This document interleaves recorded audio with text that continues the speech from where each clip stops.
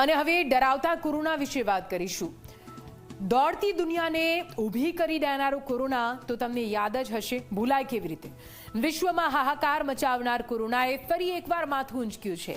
ઘણા દેશોમાં corona case વધવા લાગ્યા છે, તો આપણા ભારતમાં પણ તેની એન્ટ્રી થઈ ચૂકી છે। ગુજરાતમાં હાલ 21 કેસ નોંધાયા છે, જેના કારણે આરોગ્ય વિભાગ પણ ફરી એકવાર સતર્ક બન્યું। આરોગ્ય વિભાગે આઇસોલેશન વોર્ડ અને દવાઓનો સ્ટોક પણ કરી દીધો છે।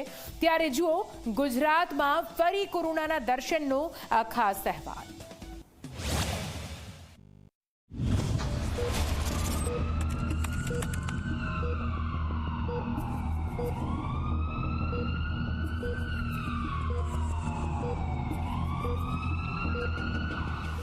ગુજરાતમાં કોરોનાના વધતા કેસને ધ્યાનમાં રાખીને આરોગ્ય વિભાગ સતર્ક બન્યું છે। અમદાવાદની સિવિલ હોસ્પિટલમાં 1200 બેડની વ્યવસ્થા સાથે 2 ઓક્સિજન ટેન્ક 20,000 લીટરની ક્ષમતા સાથે તૈયાર રાખવામાં આવ્યા છે। તો રાજકોટની સિવિલ હોસ્પિટલમાં 20 બેડનો ખાસ આઇસોલેશન વોર્ડ અને વડોદરાની સયાજી હોસ્પિટલમાં 22 બેડનો વોર્ડ ઊભો કરાયો છે। પીપીઈ કિટ, વેન્ટિલેટર અને દવાઓનો પૂરતો જથ્થો પણ તૈયાર રાખવામાં આવ્યો છે।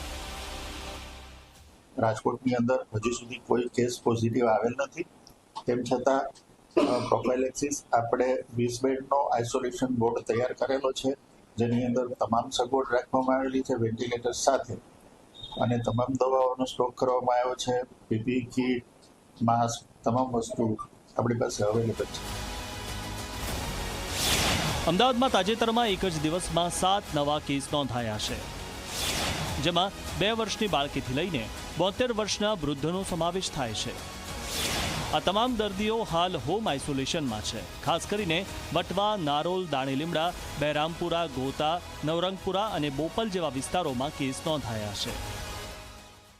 તો અમારી હોસ્પિટલમાં આઇસોલેશન વોર્ડ પણ તૈયાર કરવામાં આવેલા છે, અને મેડિસિન ઓપીડીમાં ડૉક્ટરો દ્વારા કોરોનાના શંકાસ્પદ દર્દી આવે તો તેમને તપાસ કરવી અને દવા આપવામાં આવે છે, અને જરૂર પડે તો વધારે પડતી કન્ડિશન હોય તો દાખલ પણ કરવામાં આવશે।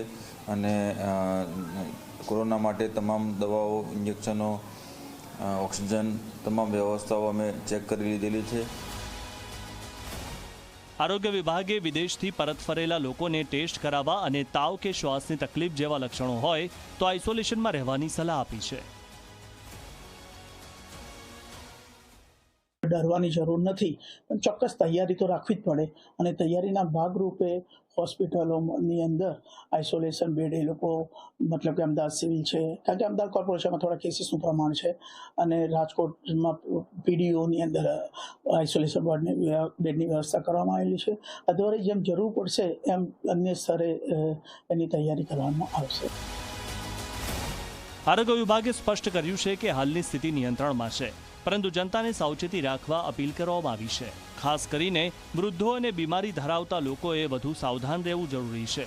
ગુજરાતમાં કોરોનાના કેસ ભલે વધ્યા હોય, પરંતુ આરોગ્ય તંત્રની તૈયારી અને જનતાની જાગૃતિના કારણે સ્થિતિ ગંભીર બનવાની શક્યતાઓ ઓછી છે।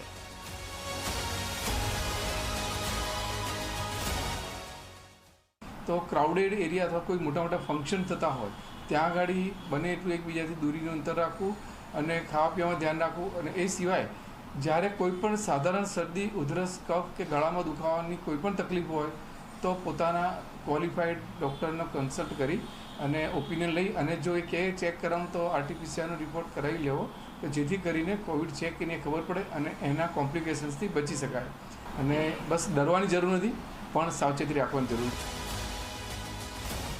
ગુજરાતમાં કોરોનાની ફરી એન્ટ્રી થઈ છે, પરંતુ આરોગ્ય વિભાગ અને સરકારની તૈયારીઓથી લાગે છે કે આપણે આ પડકારનો સામનો કરવા સક્ષમ છીએ। જો આપણે સૌ સાવચેતી રાખીએ તો આ સ્થિતિને નિયંત્રણમાં રાખી શકાશે। આપ સૌને વિનંતી છે કે માસ્ક પહેરો, સામાજિક અંતર જાળવો અને વિદેશ પ્રવાસથી પરત ફર્યા હોવ તો ટેસ્ટ કરાવજો। Bureau report, Zee media.